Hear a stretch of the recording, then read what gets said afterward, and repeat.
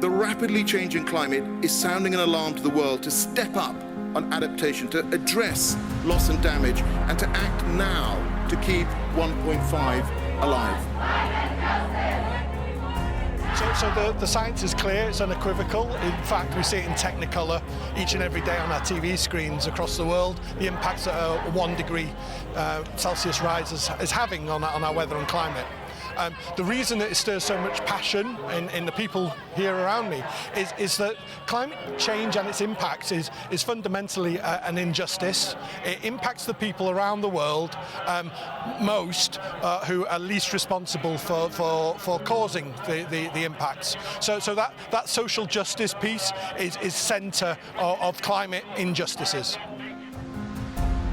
I am at COP26 to raise global awareness and consciousness around ways to protect and heal Mother Earth, all while our shoreline continues to disappear.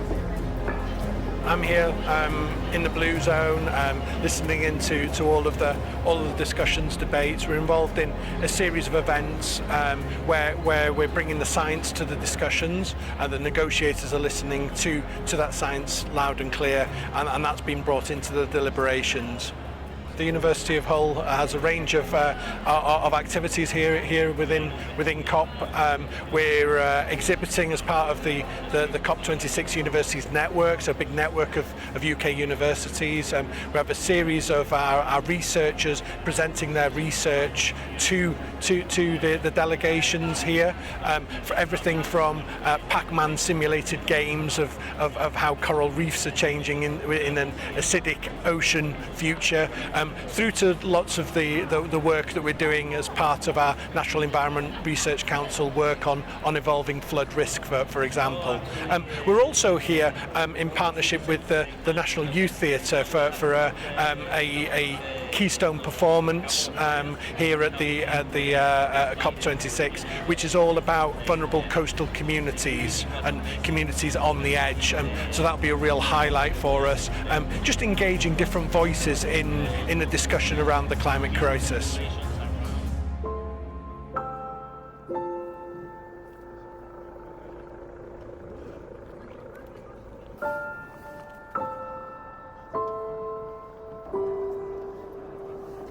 I'm today in a green zone at the Youth and Public Empowerment Day at COP26, and I will be showcasing our ocean acidification game called Krabby's Reef.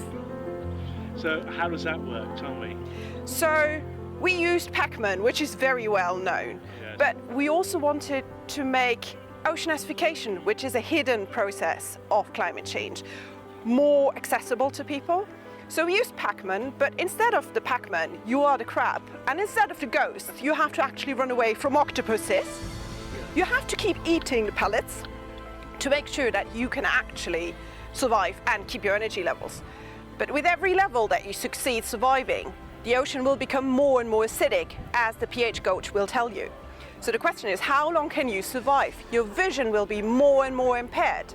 And that is just representative of our research that has shown that crabs will be more and more impaired in their ability to smell their food. So ocean acidification is a process that happens because the CO2 that we put into the atmosphere is absorbed by the ocean. It reacts with the water, it produces carbonic acid, which dissociates, so it's basically disintegrating, and therefore it forms acid. It makes our oceans more acidic to what they are today. This process happens everywhere, but in some parts it just happens a bit more than in others. What it does to the animals is that it actually impairs corals in growing the shells. It impairs snails and other creatures that need it for calcification. And it also, as we found, impairs the sense of smell of marine organisms. So which molecule is this? So this is GGR, glycine arginine. It is what we think something very similar to what crabs use during taking care of their babies, or oysters when they want to settle. We support businesses who are innovating in flood resilience to help them get their products and services to market more rapidly by linking them with resources and research coming out of the university and academics and their expertise. we're already very much seeing the impacts of climate change on flooding, and it's a very real and very present problem that we're having. So that's where flood resilience comes into it. The water is increasing. We do need to deal with it now.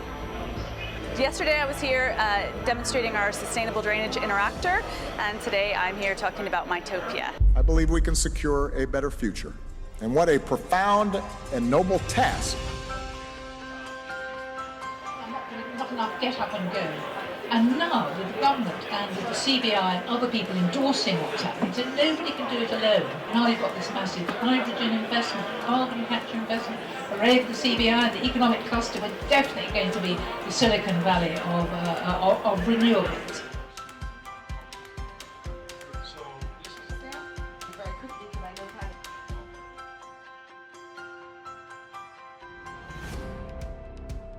The City of Hull was one major university, and we are an anchor institution. We are a catalyst. We have a responsibility to the region, the country, and the world. We've always cared about the world because of the great Humber storming out. But the university looked at our location brilliantly. They set up an energy and environment institute. That means cross-disciplinary. We've had a tremendous session hosted by Reckitt with the CBI present, representative from the Mayor of Freetown and from the Mayor of the leader at Hull. And it's all about how no one can solve climate change alone. The estuary, one of the greatest carbon-dense centres of the UK, really can go net zero. And if we can do that, we can show the world. Well, the University of Hull is leading the way with that climate research and that investigation into climate change, and obviously is so important for the city because we're a city that basically an estuary city, a city on the coast, and we would be most at threat from climate change. So we really need our academic partners like the University of Hull to, in a sense, do that work collaboratively with business, with the council, with government, to ensure that we come up with the solutions that ensure that, in a sense, cities like ours, in a sense, have a future and a sustainable future, and that can only be done in cooperation and collaboration.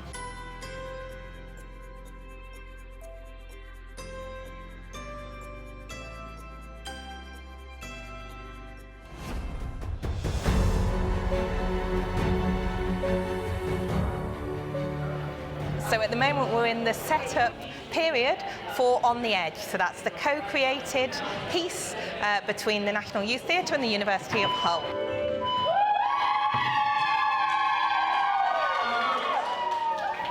I'm the lead for the Risky Cities project. That's an Arts and Humanities Research Council funded project which looks at using arts to raise climate awareness and build flood resilience.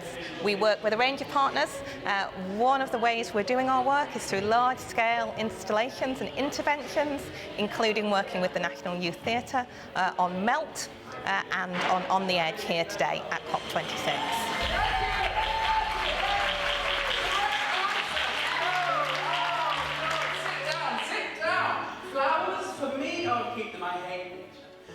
The question we explore a lot in the cabaret is what can art do that politicians and climate activists and scientists can't?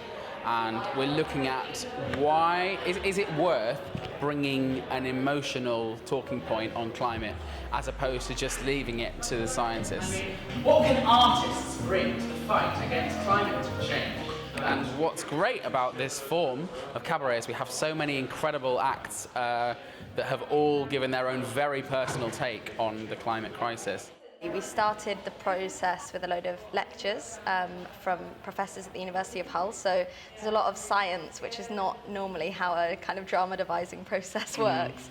And then we did a load of devising, and then eventually we had a script. So it's been really interesting, lots of different stages. And today, performing at a conference space, again, is unlike anything really I've done. Crying blood, almost blinded by my...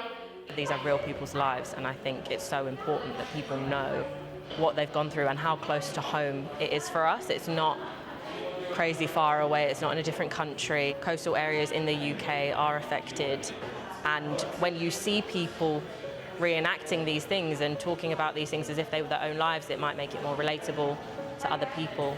In a world where we can't help but contribute to greenhouse gases, COP26 is obviously a really big and current and important event, and I think with all of my spoken word and the work that I'm trying to do, it's speaking for the young people, mostly what I feel, because learning from putting things out, people can relate a lot of the time to what you're saying, and so it's making people feel heard and seen, and especially for young people, because I think we're a very important part of this. Theatre storytellers connect to the emotion all the time, and I think campaigners, leaders, world leaders, don't always do that, and there's a real vacuum in truth as a result, and there's a real vacuum in the response of hearing the message, whereas young people speaking from their heart about something they care the most about really has a greater impact, and that's why theatre is so important. That's why this partnership with our university is so vitally important.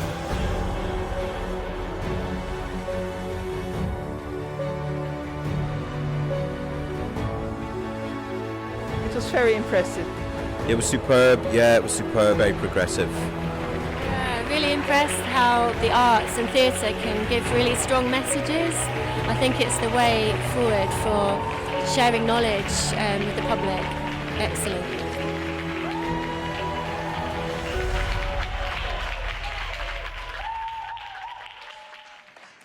History has been made here in Glasgow.